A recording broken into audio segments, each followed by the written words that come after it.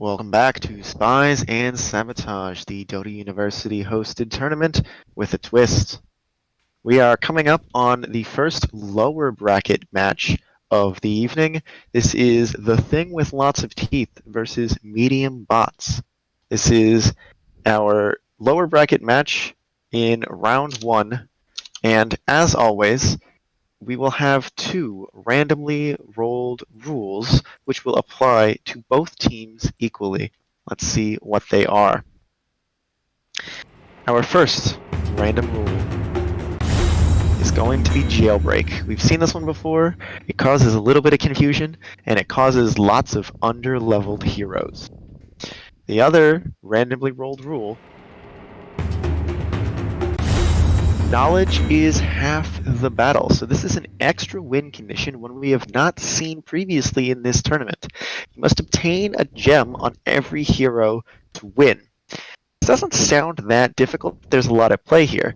A gem's only, 900 gold? But it does have a restock time. However, you can cheat the restock time a little bit by killing an enemy hero and stealing their gem. All you have to do is get 5 gems on all 5 of your heroes, and you instantly win the game.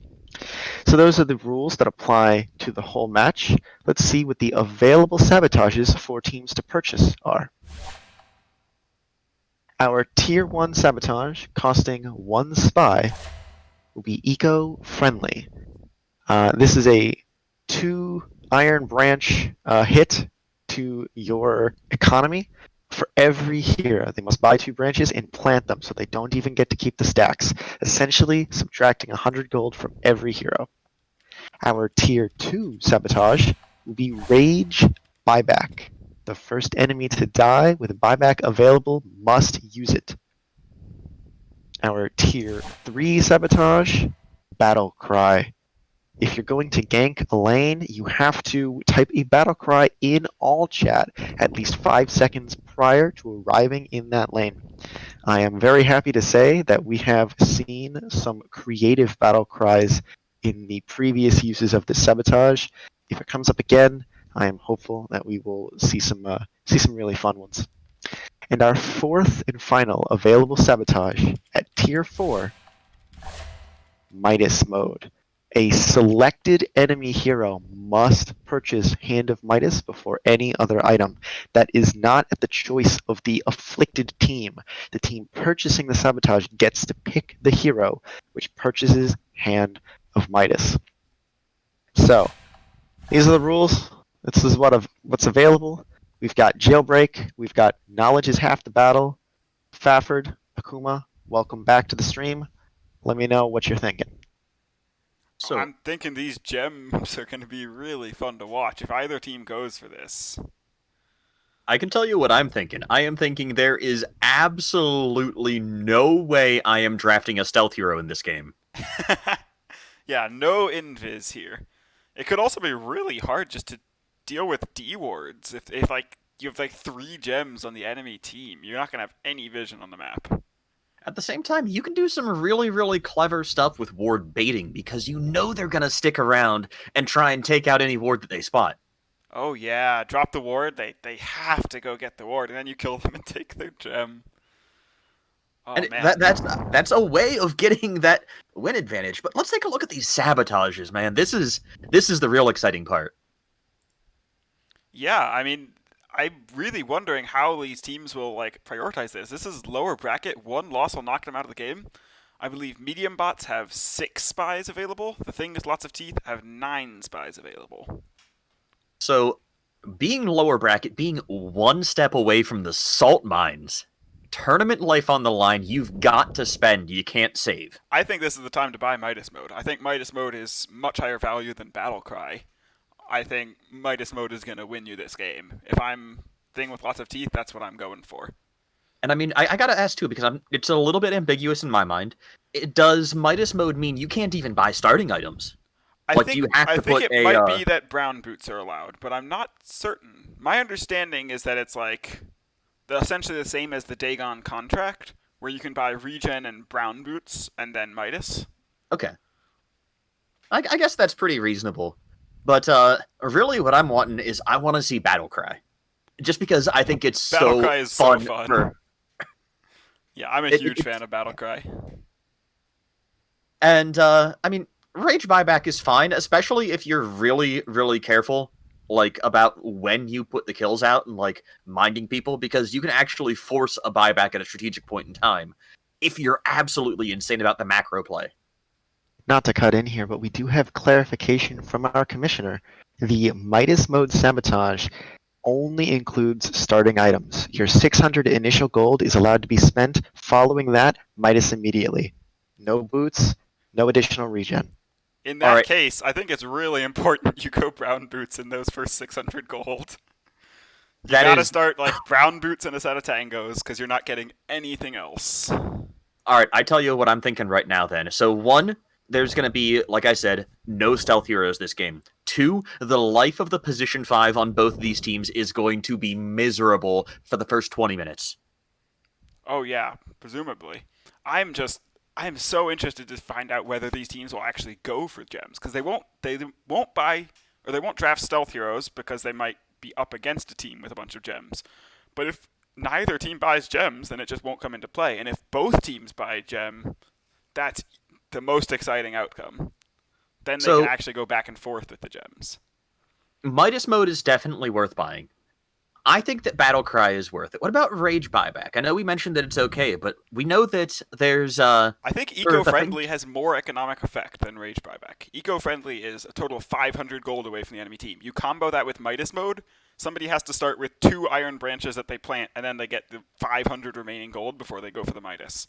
Oh, that is crazy. That means that is just your only boots, and that is it. No regen at all. Yeah, I think eco-friendly and Midas mode are both quite good here. And I mean, the thing with lots of teeth, they've got 9 spies available. 9 spies. So, I mean, They they can buy can any get 3. all but one. Yeah, any 3 sabotages that they want, they can have, but they also don't want to bankrupt themselves. Coming up probably later tonight is going to be another lower bracket match for the winner of this. So if they use up everything here, it might be difficult, and they have to figure out what contracts they're going to get any spies back if they're going to be able to continue on in the tournament. Hey, you can't take it with you when you go. So I think that you've got to spend and you've got to eco up at the same time. This is like a Counter-Strike round where it's a rifle round. You've got to spend on it, and you've just got to hope you get those kills and get the carryover. Well, we don't have to guess anymore because the teams have selected their purchases and they are coming in right now. Okay, Midas mode on both sides. The Radiant, I believe, Radiant team is medium bots, have also chosen eco-friendly. So the designated hero will get 500 starting gold, not 6. I think they should spend that on brown boots, probably. This is going to really, really hurt for the thing with lots of teeth. But the Rage Buyback, it is economically impactful as well, provided that you can actually get that kill. I think the best possible scenario here is you kill someone who doesn't have buyback. They respawn, they TP back to lane, you kill them again, they don't have a TP scroll, but they do have buyback because they got some last hits. And so then they have to buy back just to walk back to lane while TP is still on cooldown. That's would not be even it. Fantastic. You got to remember the rules. Tonight there's going to be a jailbreak. That's what Thin Lizzy says. And that also is what Mr. Garlic says here, because we've got the jailbreak rule, which means in the first 10 minutes, every single kill is going to force you to chill in base. Imagine if you buy back and then are still stuck until someone picks you up. You buy back and you can't even use the extra time off of your death timer to do anything. Oh, that is so brutal. That's a good call. It's actually a very good game for Rage Buyback because of that escort rule. So those first 10 minutes are going to be crucial and brutal. If you can get somebody who is saving for an item, get the kill on them, and have them have enough for buyback, their purse is empty, and they're not getting XP or gold. Well, I think it's time to go find out what contracts they've chosen, and then we can get started in the game. Yes, it is. We have an initial contract that both teams have selected, and that is going to be a personal favorite of mine, Walk into Mordor. Excellent. So in this contract, you have 3 spies available to you if you take a walking courier to the wall of the enemy base and return it home with a bonus spy awarded if that courier has boots of speed the whole way through its journey. Both teams selected this contract, so we should keep a sharp eye out for couriers going on an adventure. Additionally, Radiant selected one more contract. On top of that, selected Neutral Stash. This is actually one that I haven't seen yet. I don't remember what it is. Once all Tier 1 neutrals are obtained, you must give all of them to the enemy team by placing them in the Roche Pit and announcing it in all chat. This must happen prior to the Tier 2 neutral spawn at 17 minutes. So with this contract in play, you have from 7-minute mark to 17-minute mark to get all 4 neutrals and drop them in the Roche Pit. That is the contracts from Radiant. Dire has selected, in addition to Walk into Mordor, the very common contract, 1 for each foot, prompting the teams to build 2 boots on 1 hero.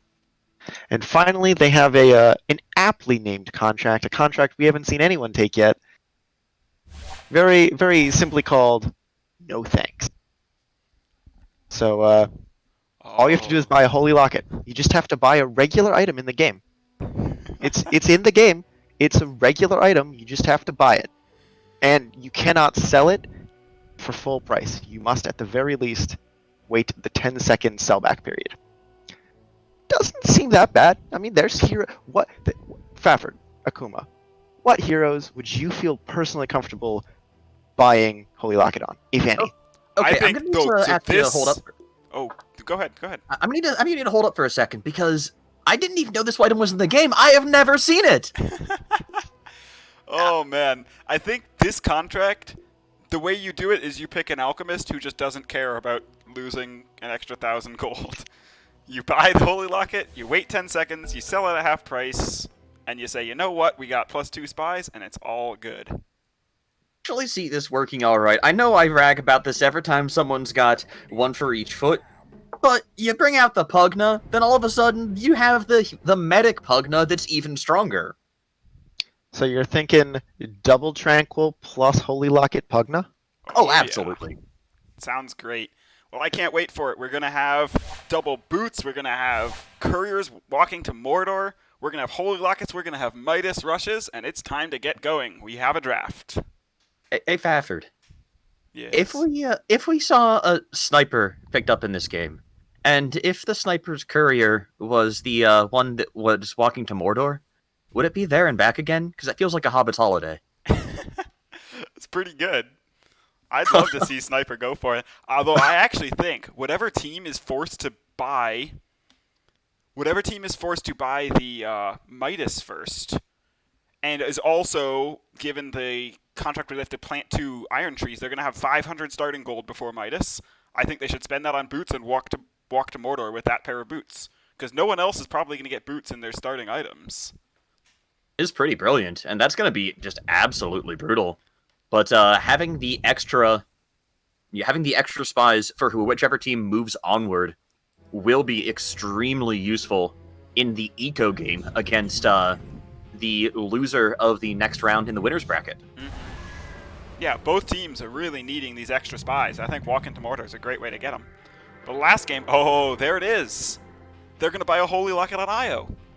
All right, I can respect that. I can really respect that. I mean, that's the right hero if you're going to buy a Holy Locket. The problem is it the right hero for a match with players who are less than professional level? I believe this hero has the lowest win rate in Dota by a substantial margin. Does it? I'm actually not entirely certain of that. Also, I'm getting a call for you, Fafford. Open my mic? You should open your client mic. What do you mean open my client mic? In Dota, so that Dota TV can also hear your wondrous voice. Yeah, that's a good point. I'm going to figure out how to do that. Just in your audio settings, you click on the gear in the top left, you go to audio, and then you turn the team chat on in the open mic. Yeah, that seems like a good idea. Okay. If it doesn't I'm not used to chatting in game. I've always played with text chat. If it doesn't pick you up, if it doesn't show the little icon popping up when you start talking, you'll need to change your Steam settings. That's another day, but No, yeah, it looks like it's responding to my voice now. We're all good. all right, that's what I like Winter to hear. Wyvern. I think that's a really good pick against Sven.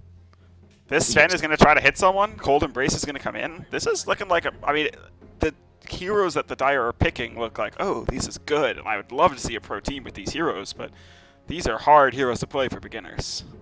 Definitely. Winter Wyvern is one of the most potent supports in the game, in my opinion, same as Io. Io can also be played as a core in some cases, but both of them are so incredibly susceptible to accidental griefing because of the side effects of their abilities. Oh, yes. And, I mean, Io especially is a hero that, like, in order to get good value out of the ultimate, you have to be in, like, really clear coordination with your team. If you don't have that, the relocate is going to feel really useless. And, I mean, similarly, a poorly timed Cold Embrace or a poorly timed Winter's Curse can really screw up your teammates' spells. One of the things, though, I do appreciate the Wyvern in response to the Sven, because when I see a Sven at this point in the metagame, just at this point in even pubs or medium or low-level skill games, Sven is a hero that requires an answer. You cannot let this guy go unchecked right now. Having a hero this early in the draft that responds to Sven, that gives you some chance of surviving his God Strength Superman in, that's something that's important. Yeah, that could be very good. I'm just wondering, who do you give the Midas to? I'm thinking for the Radiant, you're probably forcing Io to go Midas. But that might be a sort of okay thing for an Io, because then he'll get items later? I think we're going to have to wait and see a little bit. I would personally really want to throw it onto the Wyvern, because of the fact Wyvern is a bit of a slower hero. Io gets the mobility of being tethered away, so it's a little bit harder to kill him. Oh, but then again, you can also, if you deny Io the ability to buy regen, you can't use that, and you're forcing your core to pick up regen to feed onto Io. Yeah, my main thought for the early game is that if this Io has no tangos, no salves, no bottle, what is his purpose in the game? And the Winter Wyvern can make pretty good use of the attack speed, at least, when he has just, like, the Gloves of Haste. Io is not so much about right-clicking. I think the big thing is just not necessarily them getting the Midas, but the run-up to and the dead time in there. I'm going to be honest with you. I think in this caliber of game, I think with, like, the heroes that we're seeing so far, if you force the Venge to take a Midas, if you force the Wyvern, if you force the Io, they're not going to have a single item for at least 20 minutes. Right. I think a support is probably the way to go. The problem is giving a Midas to a support means that this hero that normally wouldn't have a farming mechanism is now going to get items later. So, like, you got to be kind of careful to not make your game worse. If you're playing a slow style, this Sabotage could actually backfire by forcing the other team to take advantage of your lack of aggression. Even then, though, I mean, if you set it up for a timing play, the hero that just obviously comes to mind as a timing hero is something like Templar Assassin, or Alchemist, or even Anti-Mage, for, like, a late-game timing. But, like, I think Sven's kind of a same tempo hero. But if you set it up so that, like, you come online as an enemy gets their Midas, then suddenly, okay, they get one shot at Midas, and then they're dead every time it's off cooldown. Yeah, I'm just imagining, like, a Queen of Pain running around and running into an Io who has no boots and is not allowed to purchase boots. And just, like, getting the kill every time. That could be pretty rough. And even once you get the Midas, whenever that is 20, 30 minutes into the game, you're not going to get the chance to recover because you might use it once. You're going to be dead for twice the cooldown. Oh, just one thought I had. If only the Io could get levels early, the Io could be perfect for escorting people out of base with relocate. Oh, yes. But he just isn't going to get level 6 before 10 minutes, so it won't help at all.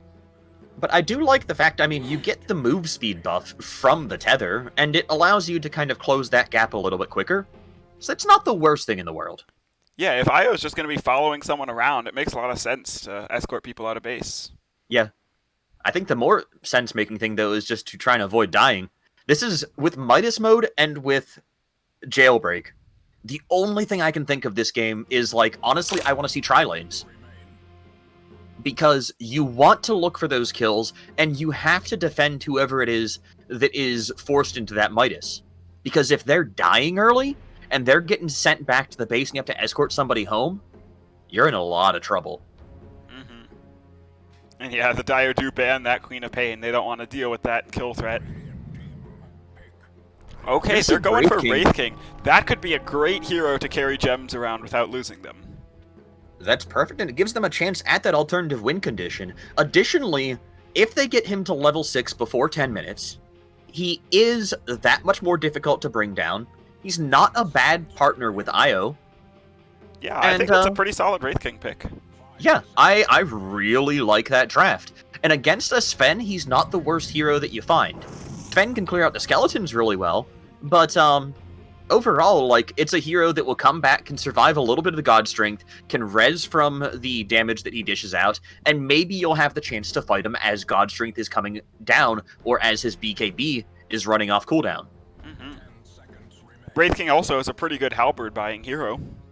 Could be a nice way to counter the Sven there. Definitely. Ogre Magi, this, oh my god, this is totally a Sven-enabling lineup. Additionally, that's a hero that you cannot say has to buy Midas because he loves that item. Yeah, I mean, the Bloodlust and the Venge aura together are going to be so good for the Sven, and I think that's a really clever thought. Just pick heroes that are okay with buying Midas. You don't want to force Midas onto Sven, and you don't want to force Midas onto Ogre. I guess you give it to the Venge, but you probably don't want to give it to the mid laner or the off laner either. Yeah, We'll I think that medium bots, Bot Wee and the rest of his team are drafting brilliantly here in terms of with regards to the restrictions. Venge is a hero that's a little bit squishy early on. You could see her die. But Ogre is extremely hard to kill. Sven, difficult to kill. There's a lot of kill threat on any of these lanes they've got so far. They've got stuns on every single hero. This is just looking like an overall strong draft that's even more strong because of the modifiers that we have in this game. I wonder if the Radiant wish that they had taken the color coordination contract at this point. They have 3 blue heroes. He's so close. They need an offlaner and they need a mid hero, based on what I can tell. So, I mean, you could take... Well, Slardar's banned out. Yeah, blue offlaner is probably the hardest role to satisfy. And they're going to go for a Pudge! Oh, is that an my. offlane Pudge? I think that's an offlane Pudge. I think, unless we're going to see Pudge mid, I haven't seen that since before Dota Reborn. It could be like an offlane Ogre, I guess. It could be mid Ogre. I've seen that. It's disgusting. Oh, that would be great. The other team forces you to Midas Rush on somebody, and then you just Midas Rush on everybody to spite them. Oh, man. So, let's take a look at this lineup, though, because, like, even though there's a lot of unconventional heroes for it, and I don't actually think it's going to be it, there's no hero for medium bots that isn't happy being a core. Yeah, that's an interesting thought. Just flexibility on your lineup. If you force Venge to go Midas, maybe you play position 1 Venge, or position 2, and, like, that could actually work decently well. Yeah, and we're also seeing a little bit out of that on the thing with lots of teeth. Tango, we've seen, it can be position 4. He's also a great core. Wyvern can be position 3 or a support. Io can be a support or a core. But all of these are heroes that you can flex into a farming role. So if they really need to, they can. Although, if you have to buy a Holy Locket, you're probably playing that support Io. True, but I mean, you can do, like, a weird split, because, again, Pango's not extremely item-dependent, he's likes them, Wyvern not extremely item-dependent, so you can actually do a bit of a split and go for, like, a, early to mid-game, Locket on the Io, but still trying to get the Midas on whoever they force you to take it on, by giving them the early farms, so they get going faster. Can we see the rule knowledge is half the battle? I'd like to see the exact text of that rule here. I think it's that all 5 of your heroes have to be carrying a gem to win the game. Gems must always be carried, but that doesn't mean that you can't carry multiple on the same hero. I think just stacking all your gems on Wraith King could be a very valuable strat, so you just don't lose any of them. That's the only problem then is it means that because you can't backpack gems, he's gonna have some inventory problems if he tries that. Definitely. But okay, so if you're going Shreds Radiance, you know, maybe you don't need it. To clarify the rule, it says obtain a gem on every hero to win. And that So- means you have to have a gem on every hero at the same time in order to Yes. end the game.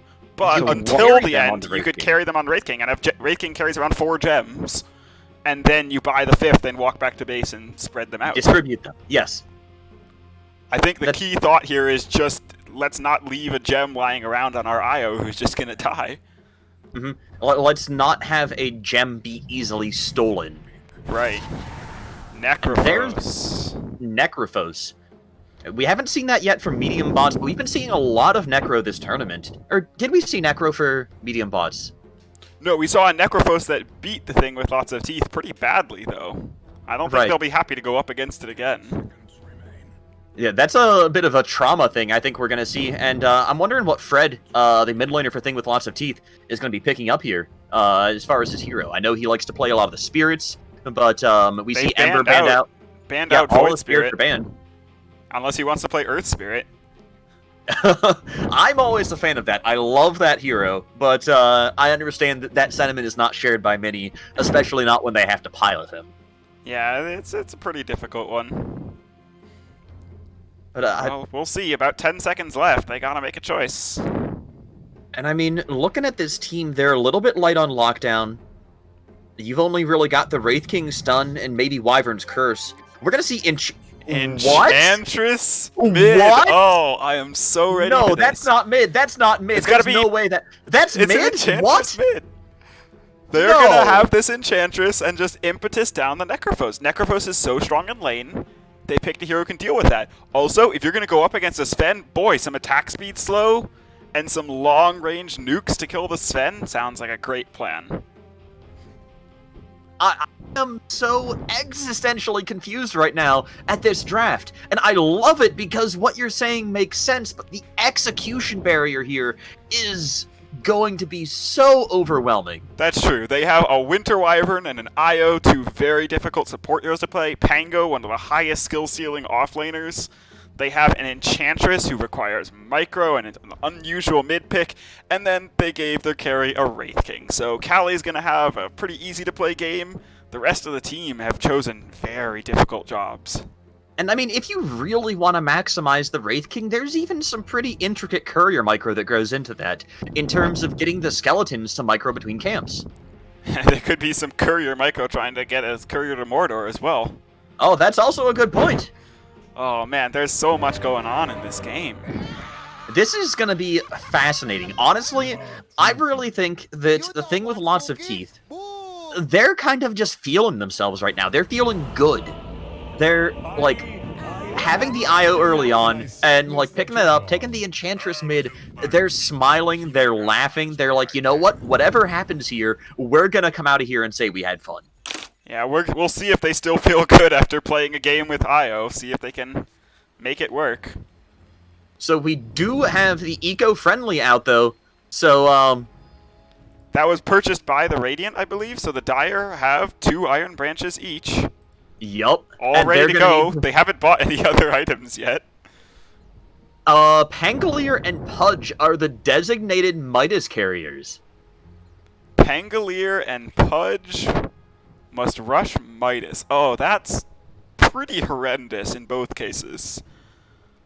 I think mind those it- are good choices. I don't mind it so much on the Pangolier. Like, even though he really wants that Javelin early, you're used to going without gold for about 1100 on Pangolier as you rush that Javelin. Going just a little bit further for Midas isn't the worst thing in the world. Yeah, that makes sense. I think giving it to Io would have been a bigger problem for the Dire.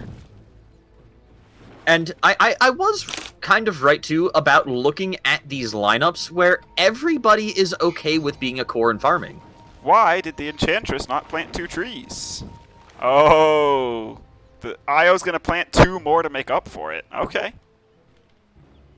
Interesting. I think this Enchantress just didn't plant trees, although her starting gold does show like there's some missing, so maybe I'm wrong. I think they just handed off the Yeah, Iron because this Branches. is not 600 gold worth of items. No, but that Blightstone is going to be really interesting. Do you want to talk about just being able to chunk a Necrophos in lane? You've Yeah. only got 50 base damage. Oh, we've got the courier moving out to Mordor already. Oh, Pudge indeed running we it down do. the river. And it's gonna be caught on the seen! sword. Oh, they know that it's coming. They can see it.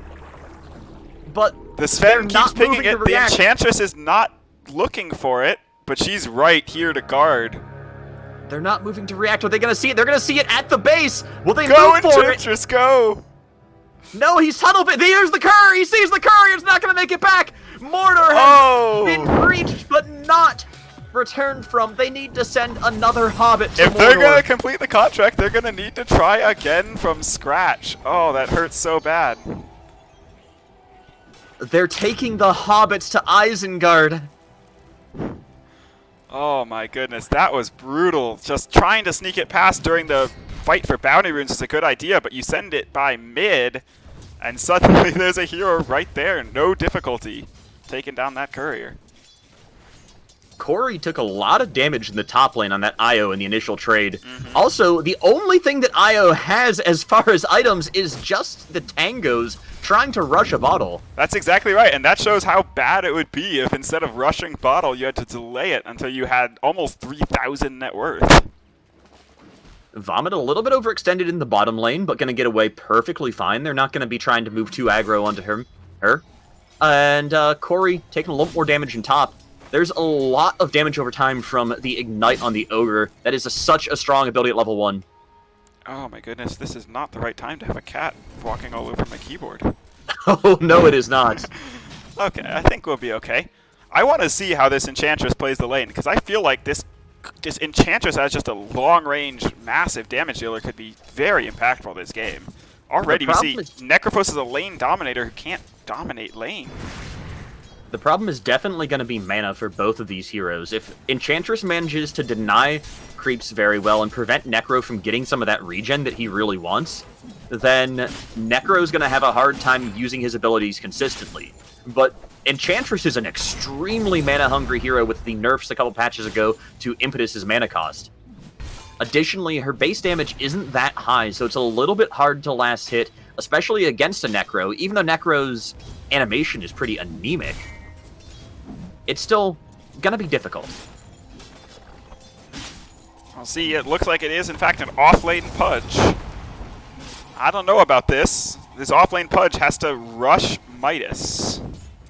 I feel like he's gonna be very low impact for a long time, and Pudge is not a good hero to make use of that attack speed. Definitely not, but he does like having the extra experience. And, oh no, the buyback already, the There's forced range buyback, but you have to be escorted out of base! You can't TP! No! That's a foul, that's an infraction! Yeah, they'll have to pay for that one later. Oh no. He just couldn't stand to buy back and stand still afterward. I can understand why that would be frustrating. I'm gonna actually go ahead and call that one out.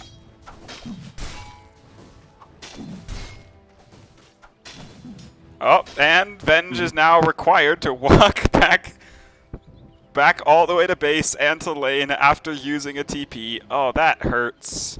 That really does. This I mean, is not just a walk only are of you shame. getting, not only are you getting taxed, and you did get some of the trade out of there as well, but that's the first blood that you gave up. That's so much going on right there. That yes, you're giving the solo XP to your Sven, but now like you need somebody to go back there. You pick up the Venge, you take him to the tier 2, and now you're able to just have the Sven get harassed in lane so hard. Well, that being said, the Sven is top CS in the game. I think the biggest problem would be if your failure as a Venge was causing your Sven to not be able to get his farm, but he is getting his farm just fine. Only gotten too much since since the Venge got pushed out of lane, though. He is getting harassed a little bit, having to farm under tower now. The Ogre has come to provide the escort. And now Pudge getting beat up in the top lane. There's the stun, the Wraithfire Blast, just peppering him with auto attacks. I think he will get away, pops a Fairy Fire. He's just a little too taking. Oh, he's gonna hook the IO! Trying to move away. That's with gonna the be a trade! Oh, that's a brilliant hook. That's a trade of a Pudge who was about to have to salve and tango for an IO that was full health. That's a fantastic deal for the Pudge. And now both are gonna need an escort away from the base again. We're seeing Ogre. Enchantress with level 2 impetus is causing big trouble. What do you think of the Enchantress's skill build? You got 2, 2, and 1.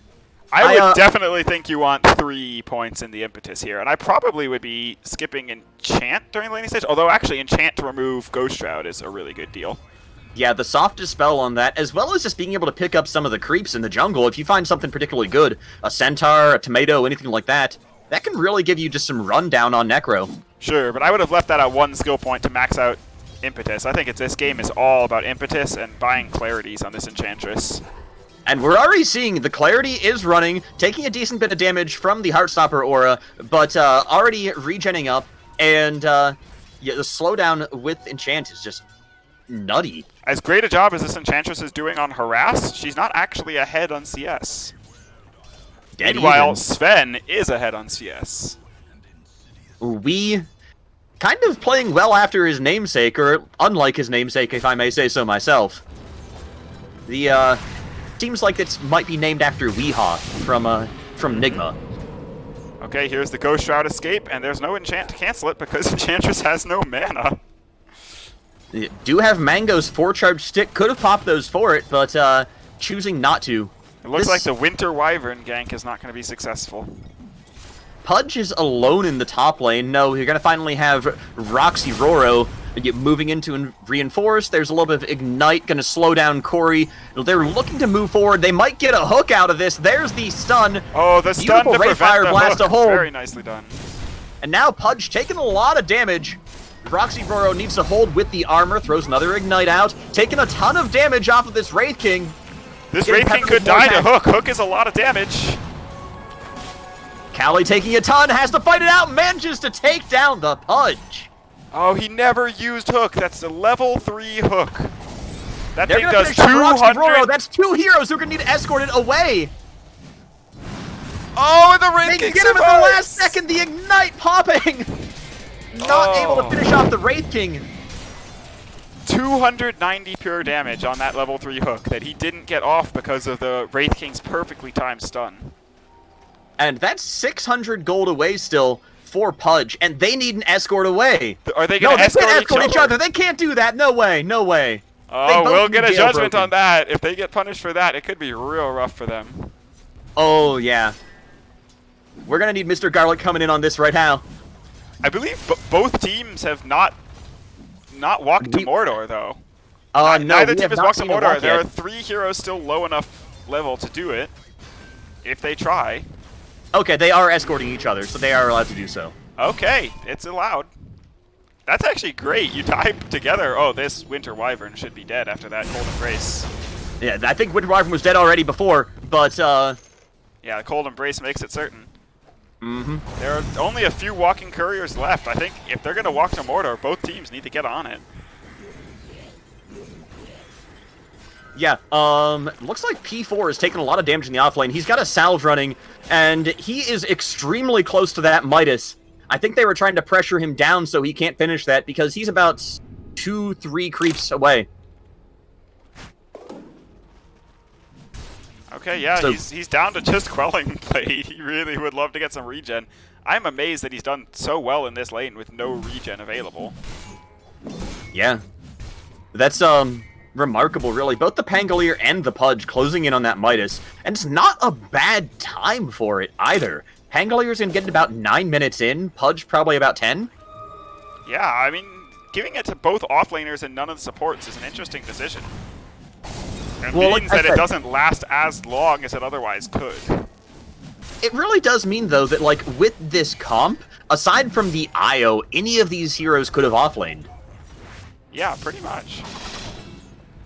So I don't think that there was a hero you could give it to that wouldn't have gotten farm. Great stun there by the Venge to protect the Sven's courier. It might pay with her life, though. There's the Impetus. A lot of damage. Is Arctic Burn available? No. Needs one more Impetus. Throws the that salve. Impetus does so much. One more The salve hit. is No. canceled. And now under the tower. Oh, Get and the hook! What a good And- TP rotation. One more for the Flesh Heap. They're losing their tower in the meantime, though. And that's the Midas for the Pudge. Pudge has Midas coming out to him. Pango has Midas coming out to him. The Midas mode has been achieved. Josh looking for a hook on the side. Gonna try and cut through the wave. Now you've got the Rot moving out. He's That gonna will hook. do so much damage. Cold Embrace, he's gonna dismember, and now hook onto P4, I think. He's got There the it mana, catches the hook, the double kill! Beautifully done. This Sven is getting really far ahead at this point. I think you got to be very worried about this. This Sven is already, he's going to have a Midas of his own in a couple hundred gold.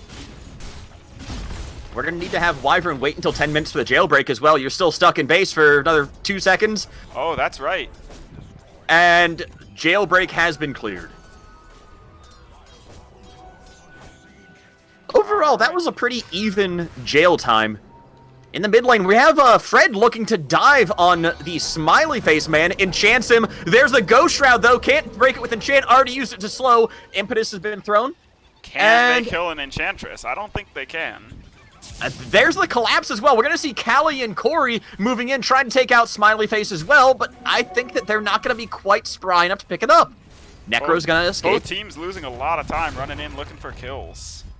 And this is going to be kind of the standard mid-MMR, mid-face-off, where just everyone's going to be playing around mid right now, trying to get a little bit of farm here and there, looking at each other, trying to find any kills. Roxy Rora moving in on the IO. Corey has to retreat over to Callie. Let's see that and hook. just make it away. So close. Just a little bit short on the hook. All right. Let's take a look at this situation. Count the Midases. So we've got Midas on Pangolier. We've got the Midas on Pudge that has been completed. We have a Midas on Sven. And we have a Midas on the Wraith King. Oh my lord. All the Four position Midas 1s game. and the position 3s have purchased Midas. Is this TI3? I don't know. This feels pretty strange. And there's the Wraithfire Blast in the top lane. They're going to be going on to Pudge. I think they might get it. He's down to crucial health. Josh will fall. Roxy Roro under his tower, getting hit by that Rolling Thunder. Pango trying to find a bounce, but having unfortunate Oh, the movement. missed swashbuckle. Oh, they have the Wraith King stun to make up for it. The overcharge caused the Wraith King to do so much damage there. All that extra attack speed was great. Wee has rotated in. He's carrying the Mango Tree, has an Iron Talent. God Strength is available, but he's going to back away. Midas is almost off cooldown for him, so he's got to rotate to mid, pick up a creep along the way, and he plants the Mango Tree as well. Both these mid towers are so badly damaged, but they're just barely staying up. I'd love to see the Enchantress commit in for this. Did either team take the item tribute for their Sabotage? I don't think they did. The level 1 item? I think that was a contract. One of these teams is supposed to be dropping all of their tier 1 neutral items in the Roche pit. No, only one of them, not all of them, just one. And yeah, sure? that was yeah, it's only one, and it's the Radiant. They're going to be dropping one of their tier 1s into the Roche pit if they can. Oh wait, it's all of them. I thought it was just one. It's all the tier 1s. Oh my lord, there's the Scythe in the mid lane. They swap Enchantress. Enchantress getting a little bit of the heal back, but caught in the Dismember, doing so much damage. Rojo, the Vengeful Spirit, will fall. This is also going to be disastrous for the Necrophos. Smiley Face and Josh are going to fall for the Radiant team, and that is a 3-for-1 trade. Only the Enchantress falls, who was the first one to get gone on. Roxy Roro may fall in the aftermath. This is going to be the res for Wraith King, and Roxy makes it away just at the last second. TP coming in there, looking to turn this fight around. Roxy still staying, even though he's at low health. God Strength Sven is up, and is going to just wait and farm the creeps. Oh man, you see the power of the Dire Draft. This Enchantress got hooked in and just didn't care. She just took so long to go down, and the Cold Embrace keeping her alive made this fight just impossible for the Radiant. They need to go on someone who can die quickly. Yeah, who on the Dire team are you going to find that can do that? The Io, it's a strength hero. Might not have the best strength, but yeah, still has pretty okay items, or pretty okay health. Well, if the And Radiant, good escape. if the Radiant are supposed to give away all their tier 1 neutral items, then they failed. They've planted their Mango Tree. Oh, we need a little bit of sad trombone action. Production, can we get that? Probably not. Yeah, Venge with the shovel, making some pretty good use of it. Yeah, keeping it on cooldown relatively well. Looks like Wraith King is going for a BKB right after Midas. It's an interesting choice. What do you think of that this game? I mean, there's a ton of stuns for the Radiant team. But notably, the Pudge ult goes right through the BKB. And as well as damage. the Necro ult. Does Necro ult go through BKB? I'm not Yes, actually sure about that. I think it might have been changed. Let me take a look and see it. It does not pierce spell immunity anymore. It used to. It used to be that it pierced spell immunity for the stun, but not the damage. And now everything that goes through spell immunity for stun also would do damage. So it does 9. Right. Okay, but okay. Still, with the Pudge ult and the Sven hitting through BKB, I really don't think that's the item to go as Wraith King. I think something that gives you damage, like an Armlet, or something that lets you farm, like a Radiance, could be a good choice. Farming probably too greedy, considering he already has Midas. I honestly think the Radiance would be good, but not necessarily strictly for the farming. The global mischance, when you've got a Sven who's going to be on your team's face, when you've got the Bloodlust from the Ogre, yes, Halberd would be just as good, but it's going to be the kind of thing that it's permanent, you can't dispel it, and you can't block it with BKB. Oh, Midas on the skeleton. Yeah, I think in this game, the purpose of a BKB on the Wraith King is to end the game quickly. And especially since they have a mid-Enchantress, I think the dire game plan is to just push and get this game to a quick conclusion. So I think if that's their goal, it could be an okay choice, but they have to really work to make that happen. A lot of heroes for the Radiant right now without teleport, and they just used it to move to the bot lane. They're kind of moving around, but they're seen on the wards by the Dire. So if they're really paying attention, the Dire can just smoke out right now. They can go for an objective, go for kills where the heroes without TP can't rotate. Instead, they're going to go on the heroes that don't have TP. Josh taking a ton of damage. He's going to go down to the Impetus. They might find Sven here as well. Sven, no TP. He's got a protection of the tier 2, though. Yep, I think he's going to be just fine. Sven is okay. He's already almost halfway to Ags. He's very farmed, but his team is behind. They're calling a present in Roche. They've dropped the remaining 3 tier 1s. They need to give a tier 2 though as well because they planted the mango tree. I think that's probably a fair penalty. There it is. And Fred getting a little bit pokey. One of the things I noticed from last game is that Fred is a very aggressive mid-hero. He likes to go for ganks, he likes to posture very aggressively, and sometimes forgets to hit creeps. But, like, it means that once he gets ahead, it is very hard to leave off the pressure that he creates on the map. But if he's even or behind, he tends to fall behind further. Alright, they're going to try to go on this Enchantress here. Taking so much help. Io coming in, just healing so hard. Winter's Curse, and now Cali just shredding, getting shredded back as well. Cold Embrace on the Wraith King. Fred trying to kite away, gets killed. There's the hook as well. 2 go down. Cali forced to use the res. Corey, trying to tether away, and now the scythe comes out. Down will go the Wraith King. There we see the 10-second BKB usage, and he just immediately gets smacked by Sven. That hurts. Absolutely. And that's kind of shown what you were talking about, where the BKB was just not quite the right item for the scenario. Yeah, I think this was a great example of a fight almost going amazingly for the Dire. This Enchantress is so hard to bring down. She ate the initial initiation, she took the stun, she took the damage, and she was fine healing up with her Nature's Attendants, but eventually, like, they just didn't have the damage. Wraith King just got melted, and Enchantress just gets melted as well by the Sven. He's too strong. And I mean, God Strength is 40 seconds long. Yeah, it's pretty good. You need to find a way of disabling, of disarming, of just locking this Sven down when he's using God Strength. There's only 70 seconds of downtime on that ability. I think the other issue here, if hitting Enchantress is difficult because of lack of attack speed, the Ag stun comes with a free attack, and he has an Echo Saber as well. This Sven can burst the Enchantress in just 2 or 3 hits, so it doesn't matter that he has low attack speed against her. So they really need to get at least 1 Halberd, probably 2. Oh no, the Wraith King goes down again. Joss just finding the pick in the back line. They're having a hard time bringing him down. Pango finally getting the swashbuckle. Now Enchantress getting the impetus, taking down Vent. They're going to be looking for Necro as well, even through the hood. That's just going to be a ton of damage. A little bit of poke back on a P4, but that is 3 kills for Things with Teeth. Great fight by the Dire. The exact thing you want to do when you're behind like this, when you're struggling to win fights, take a fight 5-on-3. Problem solved. God strength out. Sven just going crazy on Enchantress. Looking with the Bloodlust, finishes him off. It takes 4 hits, and he gets 2 of them for free with Ags and Echo Saber.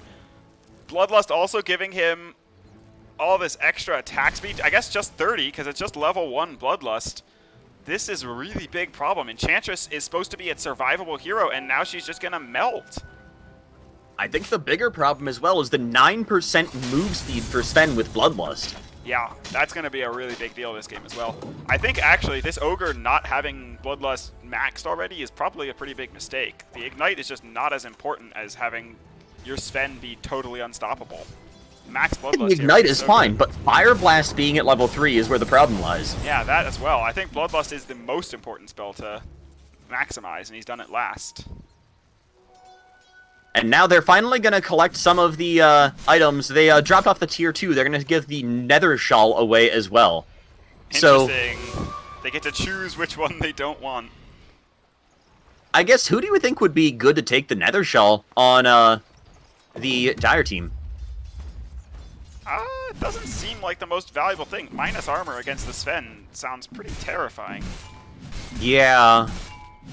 I guess you'd want to put it on, like, the Wyvern, because you have good magic damage, and, you're not gonna get hit by the Sven very often, and you can Cold Embrace anyways. Yeah, I don't believe that Nether Shawl amplifies the pure damage of Impetus. If so, then that's what you would go for, but I don't think that works. I think you're correct. Well, we'll see. But, what item is this Wraith King gonna get? He needs something to make him a threat, because with BKB Midas, he just doesn't hurt. It is spell damage. It's not extra magic damage. It works the same way as Veil, I think, so it might actually amplify Impetus. It might. Is Impetus a spell? Oh god, that's even more questions. It's an orb. Tough one to figure out. I would go into a demo lobby and test it, but kind of right now we can't. I think this Wraith King has serious damage problems, though. He has brown boots and no phase boots and no treads. I think Midas gives him some attack speed, but he really doesn't threaten people. They're going to smoke into Roche. He's looking for that halberd. It's going to give him extra attack speed. He really does need an item, though, that's going to give him more just raw damage. The crits aren't doing nearly as much as you would expect because he doesn't have a damage item. There's no way the Radiant can know that this is happening, and yet they're right here. They have no idea. Walking right by it. They're going to smoke as well. It's like they know there's someone in the pit. Roche is going to go down. They're going to take it, but they're going to move in. There's a God Strength popping. You were looking for the Superman. He's going to look for the Superman. He's going to go in on the Io. 3 hits, and down goes Io. He almost just cleaved the Enchantress. Enchant melting.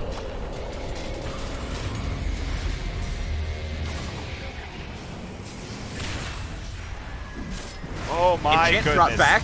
The cleave from the Io onto the Enchantress just killed her. She can't deal with this Sven because he can just hit a teammate and she dies to the cleave. Oh my god, the juke with the Shadow Amulet. The Ogre Magi is going to survive. Yeah, that's Roxy Roro making a big play, and can this Enchantress get away? It looks like she will. I want to highlight this fight went really well because Pudge just took a 1v2 fight against Wyvern and Pango. And he died, but so did Pango. And in the meantime, the rest of the fight went so well for the Radiant. So that was like Pudge doing his job as a position 3 by splitting the fight up and preventing the Wyvern and Pango from disrupting everything that the Sven was doing. Enchantress going to be going on to the Necrophos, but once again using the enchant a little bit early. Now Necro's going to be TPing away. Will they pop Winter's Curse for? No, they will not. And that is going to be a free escape for the Necrophos. Yeah, definitely need to get that Winter's Curse off there. At this point, look at this. The Radiant have a 2k net worth lead. The Sven is 7k of that. Apart from Sven, they're not very farmed, but he is just unstoppable. He's got S and Y, and he's on his way to Daedalus.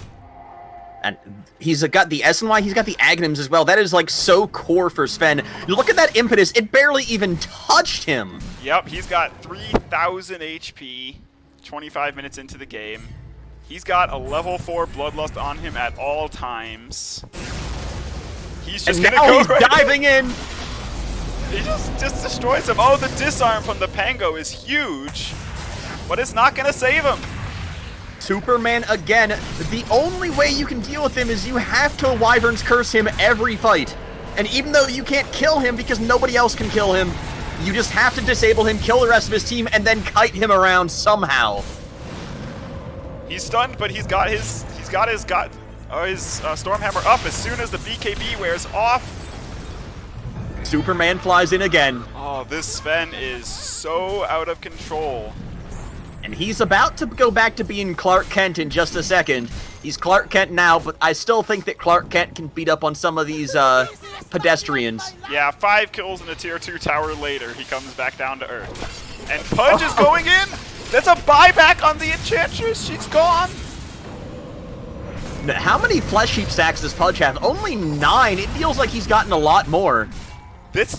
No buybacks left on the Dire team. 3 heroes dead. They're gonna lose a tier 3 tower.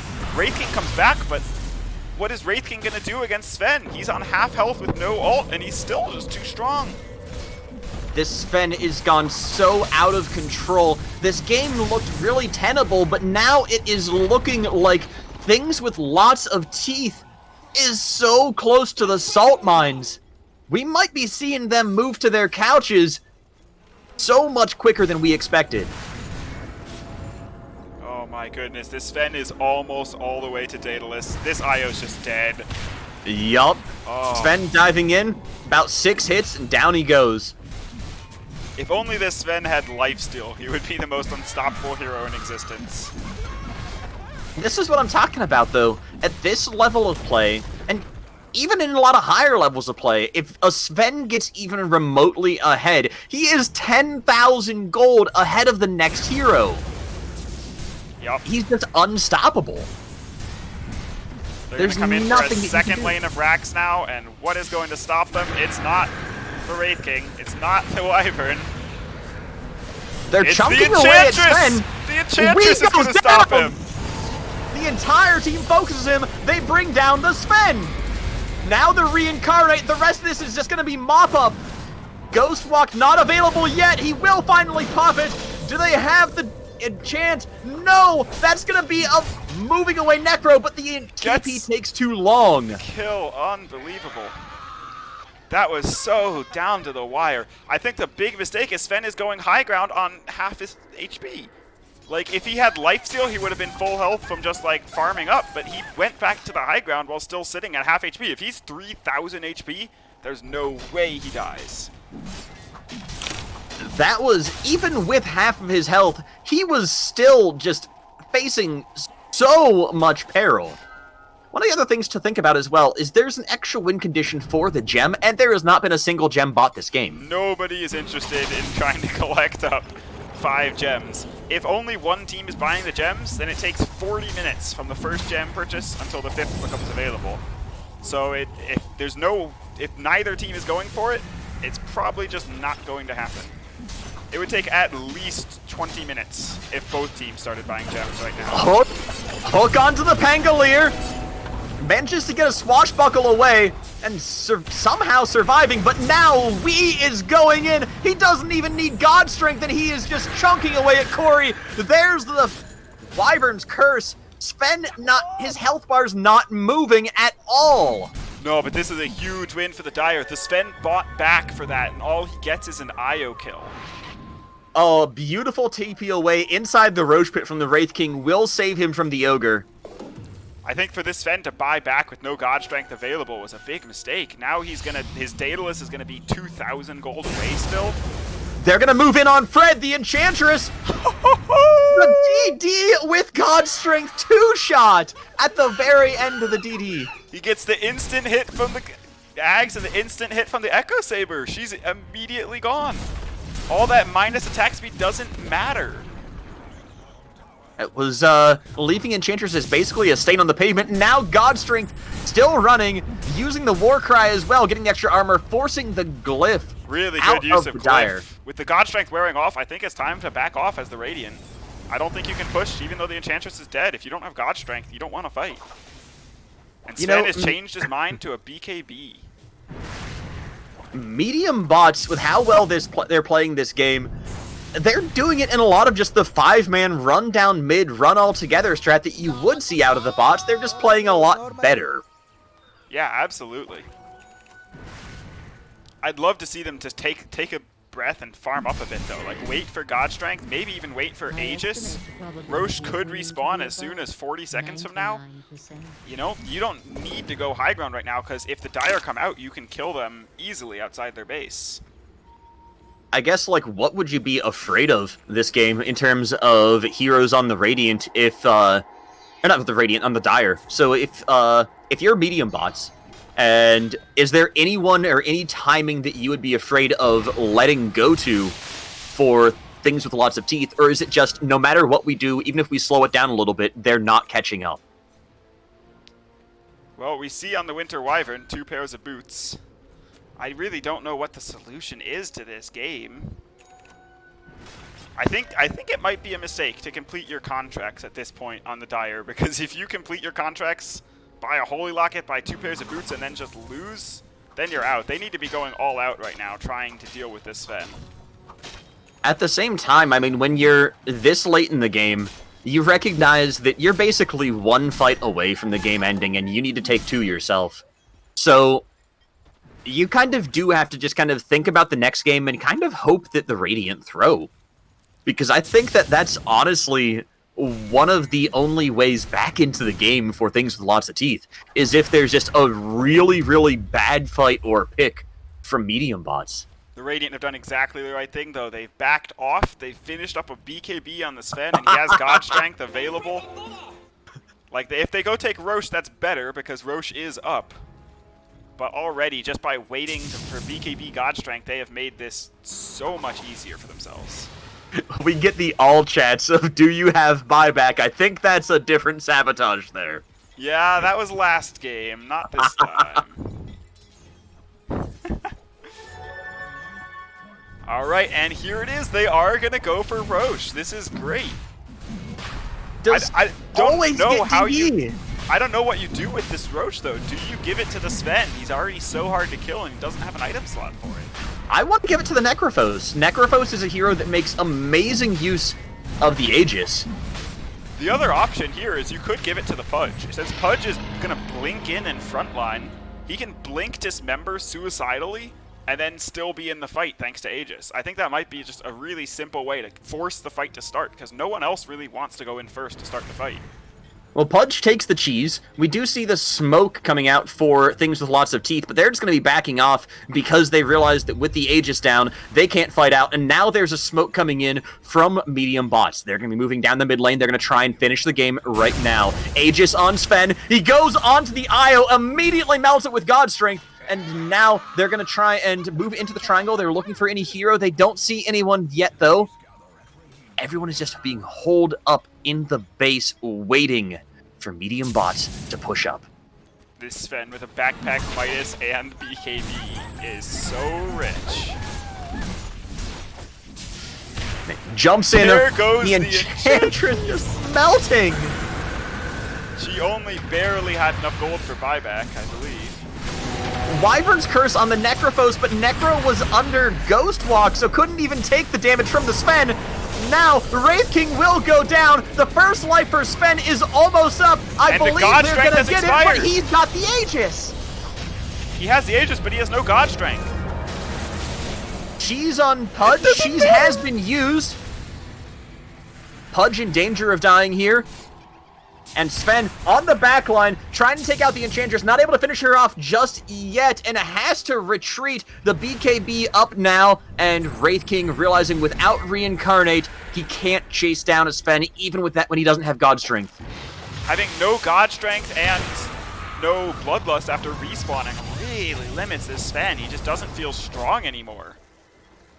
The hook on the Wyvern there, just getting an easy pick. That's going to make for a lot more momentum. There's no Curse, there's no Cold Embrace available. So for the next 30 seconds, you're in a 5-on-4 situation if you're medium bots.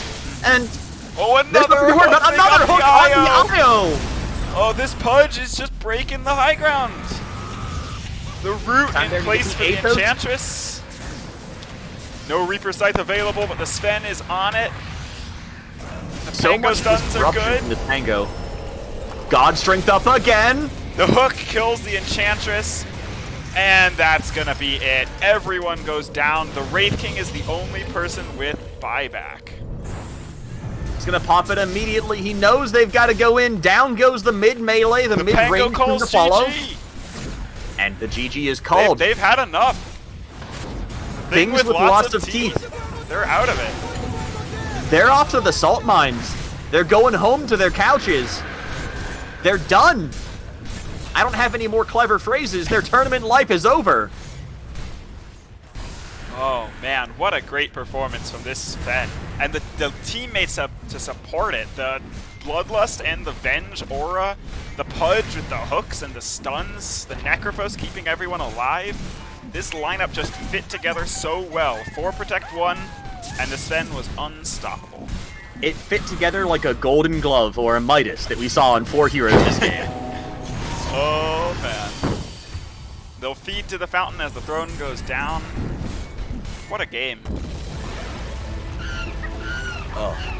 And we saw from the beginning of the draft too, as soon as we saw the Sven and the Venge, it was just, this is just going to be enabling that Sven. And that's exactly what we saw from minute 1. Well, okay, so let's count the spies here for medium bots coming out of this. They spent, I believe, 5 out of their 6 spies. They earn back 3 from Neutral Stash, but lose 1 from Walk into Mordor, and gain the passive 1 spy per game bonus. That's going to leave them with a total of 4 spies going forward. It could be pretty rough for them. Yeah, that's not going to be the easiest thing for them to face. You've got basically 1 major sabotage, and that's going to be going into the loser of... Let me take a look at the teams real quick. Oh, look Sorry at the about hero this. damage on this Sven. Incredible. This is going to be the loser of Jakiro's third head and Goose Gang. And And that's both the of next those teams- matchup. Upper bracket finals, I believe, coming up in just a few minutes. So we're going to go to break, and then we're going to see these lower bracket or upper bracket finals.